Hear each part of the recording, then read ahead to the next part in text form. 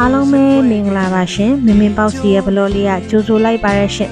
ဒီနေ့ဘလော့လေးကတော့တိချစ်သူများအတွက်ပြုလုပ်ထားတဲ့ဘလော့လေးပါရှင်ဘာအကြောင်းအရာလေးပြောမလဲဆိုတော့တီလေးတွေရဲ့မြင်သာစွာတည်ဆုံခြင်းအကြောင်းကိုပြောပြပေးသွားမှာပါရှင်ကဲအခုချစ်ဖို့ကောင်းနေရတော့မင်းမင်းပေါက်စီရဲ့ချစ်လာပါဆိုတားလီပန်ကေးပါရှင်ပန်ကေးလေးကတော့မနှစ်ကခရစ်စမတ်နေ့25ရက်နေ့မှာမြင်သာစွာတည်ဆုံခြင်းနဲ့အခုချိန်မှာတော့အေဂျင့်နဲ့ဘုံဘွားလေးမှာအိတ်ဆက်အနားယူနေပြီဖြစ်ပါရဲ့ရှင်အခုဒီဘလော့လေးမှာပြောသွားမှာတော့ပန်ကေးရဲ့မြင်သာစွာတည်ဆုံခြင်းအကြောင်းကိုဘလို့ဖြတ်ကျော်ခဲ့လေဆိုတာပြောပြပေးသွားမှာပါနော်ဒါကတော့မြင်သာစွာတည်ဆုံခြင်းမလုပ်ခင်မနက်ခင်းအစောပိုင်းမှာဖျားကန်းထဲမှာတရားကိုလေးဖွင့်ပြီးတော့စွန့်ကဲ့ရင်းနဲ့တရားနာပြီးတော့အိမ်ကြီးရဲ့ပန်ကေးကလေးပါနေရဘုရားကိုစွန့်ကဲ့လူပြီးတဲ့အခါမှာမမင်းတို့ရဲ့အိမ်ရှိမှာအမြဲတမ်းစွန့်ငံကြတဲ့တန်းစွန်းတန်ခါ33ပါးကိုပန်ကေးအတွက်စွန့်လောင်းမှုပေးခဲ့ပါတယ်ရှင်ခါတိုင်းလည်းမမင်းတန်းစွန်းလောင်းတဲ့အချိန်တိုင်းပန်ကေးမီမကောင်းမဖြစ်ခင်ကာလတော့ဆိုရင်အမြဲတမ်းဘီနာမှာပန်ကေးကလေးအမြဲတမ်းပါတတ်ပါတယ်ရှင်ကိုရင်နေဥစဉ်နေတော့ပန်ကေးနဲ့တော်တော်လေးကိုခင်နေပြီရှင်သူနေမကောင်းတဲ့အချိန်ကိုရင်နေဥစဉ်နေရတော့တော်တော်များများစိတ်မကောင်းဖြစ်ကြတယ်ဗီဒီယိုထဲမှာတော့တွေ့လိမ့်မယ်ကိုရင်လေးတွေကြည့်သွားကြတာမင်းကပန်ကေးမြင်သာစွာတည်ဆုံခြင်းကိုလက်ခံရတော့မယ့်အချိန်မှာဆေးရုံမှာစာတင်ခဲ့ပြီးတော့တရက်ကြိုတင်အချိန်တောင်းပြီးတော့ပန်ကေးအတွက်ပြုလုပ်နိုင်တဲ့အလူဒါနတွေမှန်သမျှကိုအကုန်လုံးတေချာစီစဉ်ပြီးတော့သူမဆုံးပါခင်အချိန်ကြီးကိုတေချာလေးလုပ်ပြီးခဲ့ပြီးပါတယ်နေမှာတန်းစွန်းလောင်းလို့ပြီးတာနဲ့မိမိတို့ကိုယ်ွက်နေကြဘုန်းကြီးကျောင်းမှာပန်ကေးလေးကိုပါတစ်ခါတည်းခေါ်သွားပြီးတော့စွန်းတင်ငန်းစီတက်လူပြီးတော့မတေဆုံးခင်တရဏဂုံတင်ခြင်းကိုပြုလုပ်ပြီးခဲ့ပါတယ်ရှင်မင်းတို့ရဲ့ဗုဒ္ဓဘာသာမှာတေဆုံးပြီးမှတရဏဂုံတင်တာထက်ဆိုင်မတေဆုံးရင်တရဏဂုံတင်ခြင်းကတေဆုံးမဲ့လူအတွက်တရဏဂုံကုသိုလ်ကိုရရှိပါစေတယ်လို့တရားဟောထဲမှာကြားဘူးလို့မင်းပန်ကေးအတွက်ပြုလုပ်ပေးခဲ့ပါတယ်ဒီပန်ကေးလေးနောက်ဆုံးဘဝကိုတတရရပြုံးတန်တန်နဲ့ကောင်းရမွန်ရဘဝကိုရောက်ရှိပါစေအထူးပြုရှိမှန်းပြီးတော့ဒီနေ့အခါလေးဒါနခုဗီဒီယိုထဲမှာပန်ကေးကလေးအကျော်လေးဆွဲနေတာကိုတွေ့ပါလိမ့်မယ်နော်ပန်ကေးကလေးအဲ့ဒါကတေဆုံးငံလေးလို့အကျော်ဆွဲနေတာမဟုတ်ပါဘူးရှင်သူကကြောက်ယောဂါဖြစ်သွားတာပါကာကွယ်ဆေးထိုးဖို့တက်တန်းပြေးဖို့2လအလိုမှာကာကွယ်ဆေးရဲ့အာနိသင်ရောကြနေတဲ့အချိန်မှာကြောက်ယောဂါဝင်သွားတာပေါ့နော်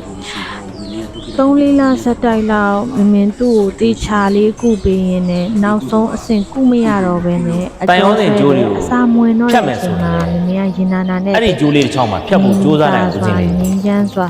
တေဆုံးခြင်းကိုအဲ့ဒီကျိုးတော့ကြံနေသေးတယ်မဟုတ်လားတင်ငန်းကလူပြီးွားတာနဲ့ပန်ကေးကိုမြင်သာသာတေဆုံးခြင်းပြုလုပ်မဲ့ဈေးရုံကိုသွားခဲ့ပါလေ။ဘာလမ်းလျှောက်မှာကားကားဖွင့်ပြီးတော့ကားပတ်စီကအရန်သဘောကျတဲ့ပန်ကေးအတွက်ကားလေးတော့နည်းနည်းလေးပမောင်းခဲ့ပြီးပါသေးတယ်နော်။ခုဆေးရုံရောက်တဲ့အချိန်မှာပန်ကေးကသူ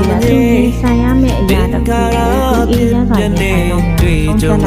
ဖြတ်လိုက်တာ။လုံးဝ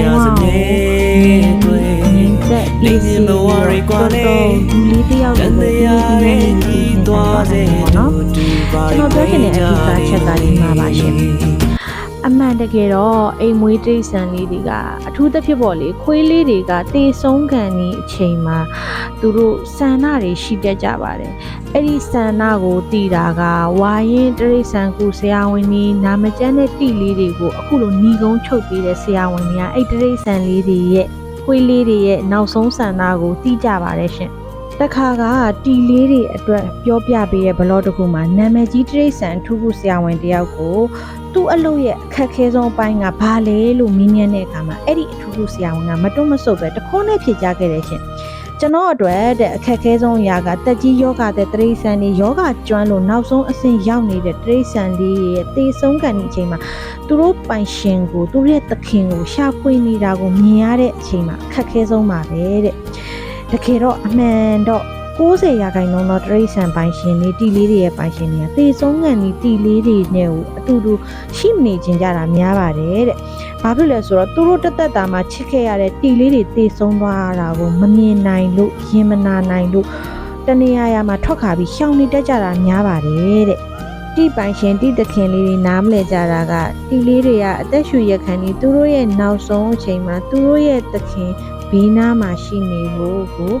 အများဆုံးတောင်းတတတ်ကြတာပါပဲရှင်။အဲဒါကြောင့်တချို့သောတီဆရာဝန်တွေကတီပိုင်ရှင်တွေကိုတီလေးတွေတေဆုံးတဲ့အချိန်မှာအနားမှာရှိပေးဖို့တောင်းဆိုတတ်ကြပါတယ်။တကယ်တော့တီလေးတွေကကျွန်တော်တို့ထက်စောပြီးတေဆုံးပါဘူးကျွန်တော်တို့ကရှောင်လွှဲလို့မရပါဘူး